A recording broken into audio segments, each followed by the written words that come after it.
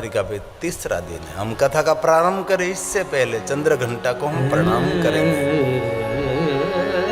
भगवान महादेव तक पहुंचने के लिए आद्य शक्ति भवानी ने अद्भुत अलौकिक तपस्या की। पहले दिन हमने शैलपुत्री को प्रणाम किया, दूसरे दिन हमने ब्रह्मचारिणी को प्रणाम किया।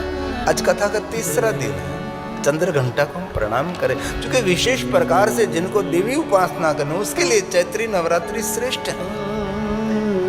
हमारे गुजरातियों के लिए तो आसो नवरात्रि अद्भुत रहती है। रास गरबा से जगत में प्रसिद्ध हमारे आसो नवरात्रि। जहां जहां भारतीय रहते, जहां जहां गुजराती रहता है, वहां आसो नवरात्रि की एक विशेष महिमा है। लेकिन जो देवी उपासक है उनके लिए चैत्री नवरात्रि की भी एक विशेष महिमा है।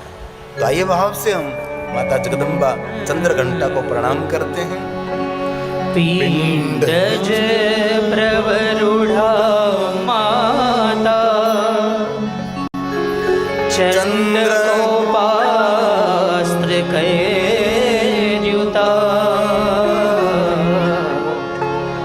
प्रसादं तनुते मह्यं चंद्र घंटे श्रुता चंद्र घंटे श्रुता। हे माता चंद्र घंटा, हम आपको प्रणाम करते हैं। और मैंने पहले दिन भी कहा था, जैसे हम द्वादश गणेश स्तोत्र का पाठ करते हैं, जैसे हम द्वादश ज्योतिर्लिंग का पाठ करते हैं, वैसे नवदुर्गा के भी स्तोत्र हैं। नित्य देवियों को प्रणाम करते हैं।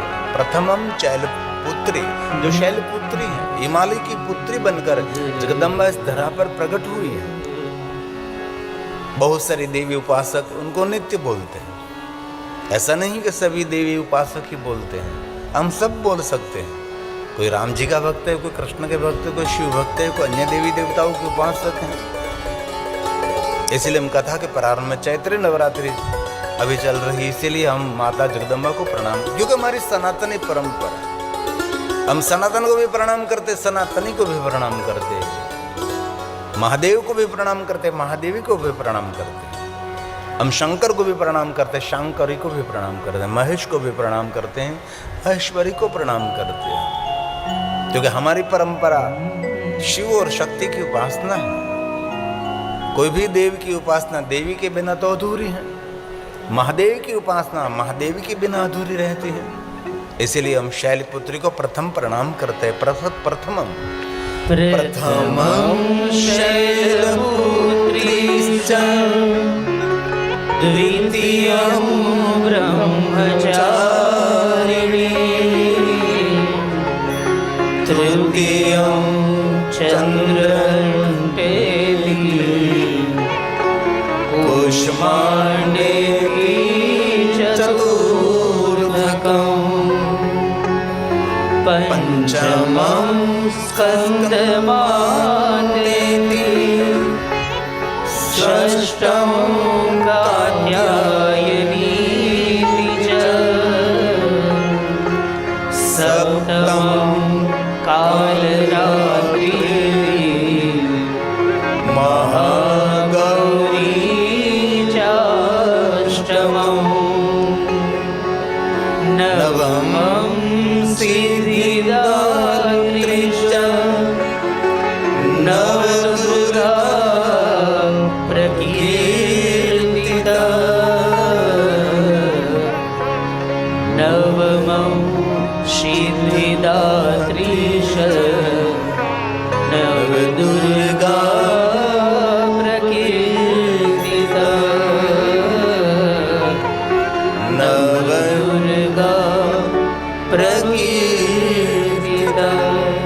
हे मां नवदुर्गा, विशेष प्रकार से हम आपको याद कर रहे हैं, आपके नामों का हम कीर्तन कर रहे हैं। देवताओं के दुख को देखकर मां 9 दिन रुदन किया था। रुद्र नाम का एक भयंकर असुर, उसका पुत्र दुर्गम बड़ा महाबलवान और बहुत बड़ा पराक्रमी भी था।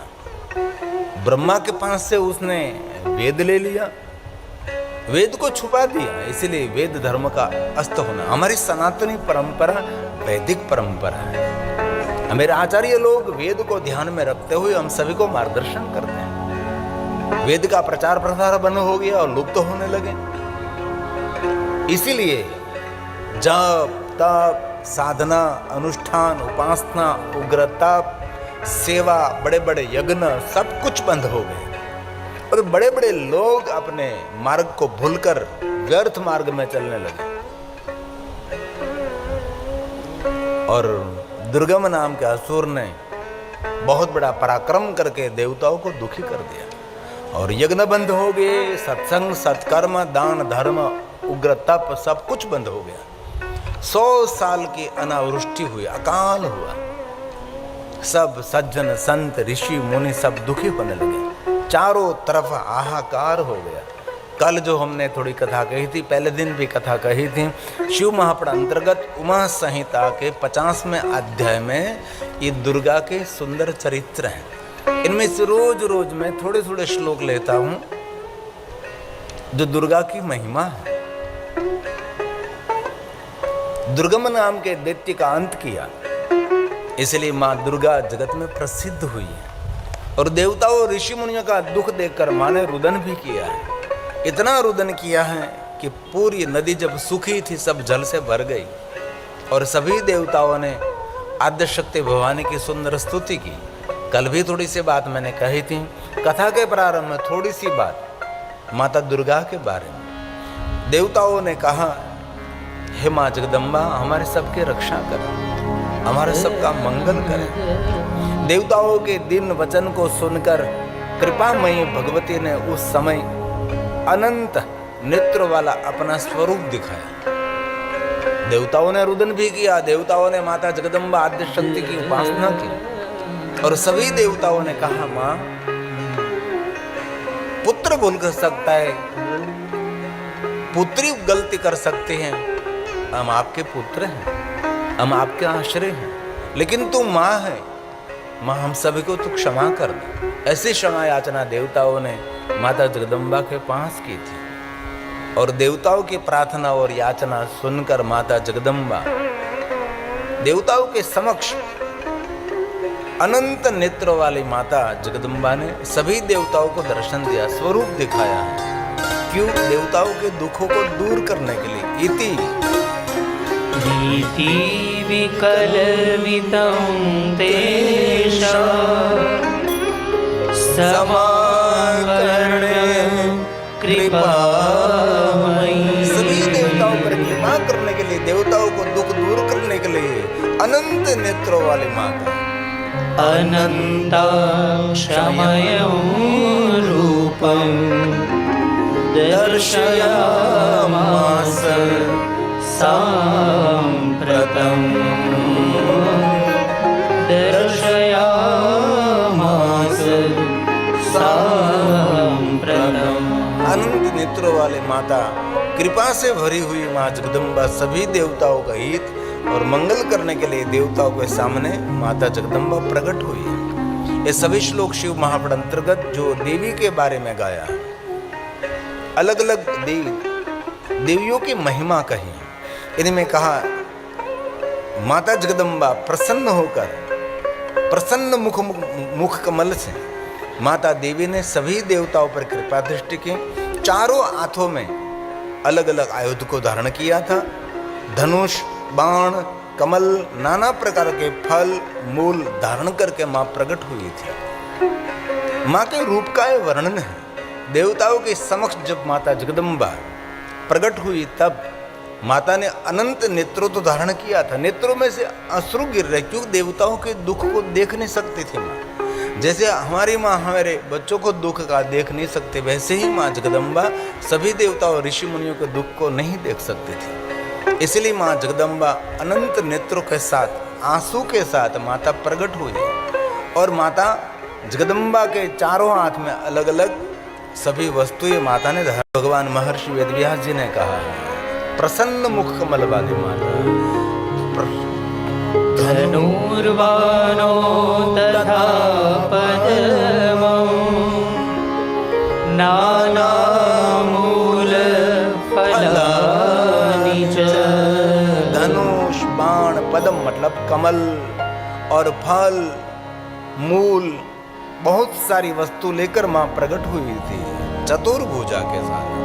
चतुर्भिर्दधति हस्ते प्रसन्नमुखपङ्कज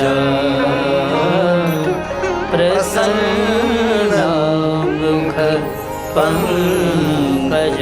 प्रसन्न मुखमंडल के साथ माता जगदम्बा अलग अलग फल लेकर सभी देवताओं के सामने माता स्वयं प्रकट हुई। देवताओं को दुख दूर करने के लिए, ऋषि मुनियों का मंगल और कल्याण करने के लिए माँ जगदम्बा का प्रकट ही हुआ है। क्योंकि दुर्गम असुर से सभी देवी देवता ऋषि मुनि सब त्राहिमाम हो गए थे। तदंतर प्रजाओं को दुखी देखकर करुणा भरे हुए नेत्रों वाले माँ जगदम्बा व्याकुल होकर लगातार माँ ने 9 दिन तक रात्रि दिन तक माता ने रुदन किया है।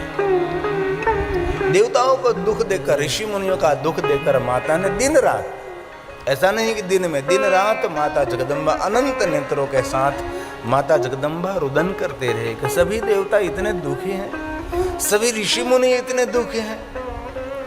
माँ जगदम्बा सब पर करुणा कर रही और सभी देवताओं को दुख को दूर करने के लिए माता जगदम्बा ने दिन रात रुदन किया। ततो दृष्टवा सभी देवताओं को देख रही है माँ, कृपा दृष्टि से देख रही है।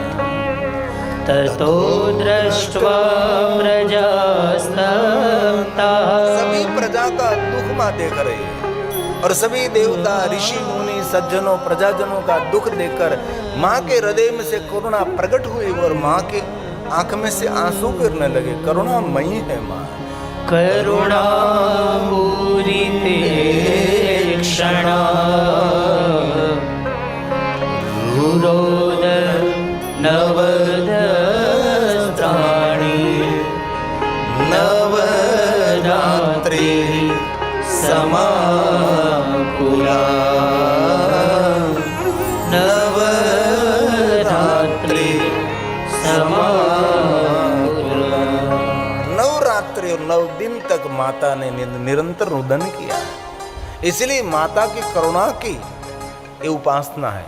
इसलिए कोई भी जाति, कोई भी ज्ञाति, कोई भी वर्ण, कोई भी देश और कोई भी संप्रदाय के लोगों ने इस 9 दिन के लिए माता जगदम्बा की विशेष उपासना करनी चाहिए। जितना हो सके इतना। देवी उपासक को तो करते हैं, लेकिन ऐसा नहीं मानना चाहिए कि सिर्फ देवी उपासक कर सकते हैं। सबके लिए माता जगदम्बा है। भगवान द्वारकाधीश कृष्ण जी का भी सुंदर चरित्र है। माता जगदम्बा का उनके भी आराधन किया था और भगवान श्री राम जी ने भी आद्य शक्ति भवानी का आराधन किया था। सबने आद्य शक्ति की आराधना की है। इसीलिए 9 दिन ये माता की करुणा रहती है। इसलिए हर कोई व्यक्ति को जितना हो सके इतना माता का पूजन, और बहुत सारे यज्ञ भी इस नवरात्रि चैत्र नवरात्रि में रहता है। और भगवान महर्षि वेदव्यास जी ने कहा इस समय वे नेत्रों से हमारे पूरे हजारों जलधाराओं बहने लगी माता के नेत्रों की। अनंत नेत्रों के द्वारा माता जगदम्बा प्रकट हुई और उन धाराओं से सभी लोग समस्त औषधियाँ तृप्त होने लगी। माता के अनंत नेत्रों से बहुत सारी जलधाराएं प्रकट हुई। बहुत समय से अनावृष्टि थी। अनावृष्टि को दूर करने के लिए माँ के आंखों में से जो नेत्रों में से जो आंसू गिर रहे थे, जलधारा बह रही थी, उस जलधाराओं से समस्त औषधि भी तृप्त होने लगी, सभी वनस्पति तृप्त होने लगी। ये भगवान महर्षि वेदव्यास जी की माता जगदम्बा के प्रति ये भक्ति है, ये व्यास जी की उपासना है। माता जगदम्बा के प्रति उनका आदर है। मोचयामास दृष्टिभ्यो वारिधारा सहस्त्र हजारों जलधारा माता भवानी के नेत्रों में से प्रकट हुई और पूरा जगत तृप्त होने लगा, वनस्पति तृप्त होने लगी, औषधि तृप्त होने लगी। ताभी प्रतर्पिता लोका औषध्यः सकलापि औषध्यः सकलापि। भगवान व्यास जी ने कहा है, समुद्र एवं नदियां अगाध जल से परिपूर्ण हो गई।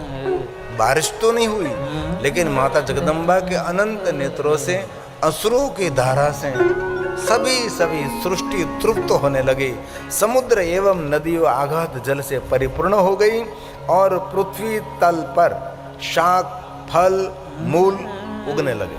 क्योंकि बहुत समय 100 साल तक आकाश में से कोई बारिश नहीं होती, तो इस प्रजाजनों का क्या होता है तो हम सब समझ सकते हैं।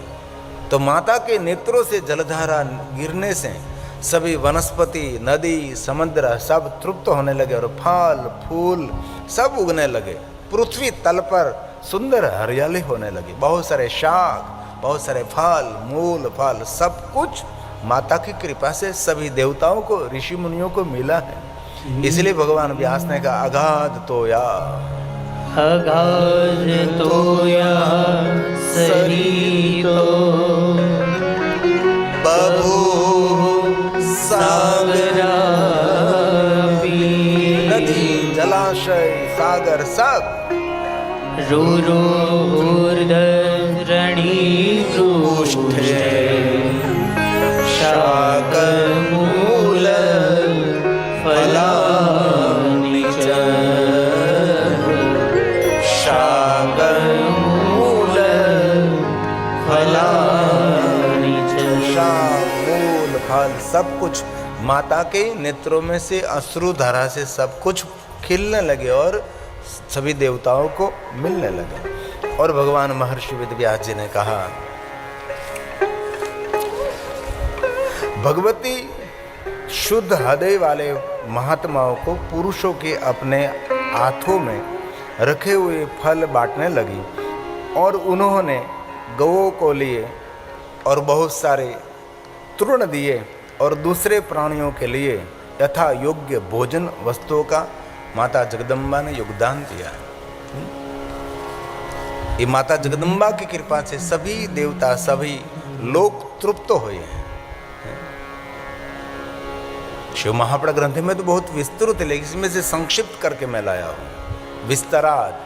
वीतदार करश्यानी सुमनाभ्यः फलानि च। जिनको जो चाहिए सभी वस्तु माता ने दी। पशुओं को तूर्ण दिया, तूर्ण मतलब घास दिया, और जिनको जो वस्तु चाहिए सभी माता ने दिया और सभी लोग को माता जगदम्बा ने वो तृप्त कर दिया है। गोप्यस्तृणानि रम्याणि तथान्येभ्यो यथार्हता तथान्येभ्यो यथार्हता। और बाद में माता जगदम्बा भवानी दुर्गम के असुर का अंत करेगी, इसलिए माँ दुर्गा नाम से जगत में प्रसिद्ध हुई। तो माता जगदम्बा की हम सब आराधना करें और हम सब भगवान महादेव की कथा का श्रवण कर रहे हैं, इसलिए थोड़े क्षणों के लिए माता जगदम्बा को हमने प्रणाम किया।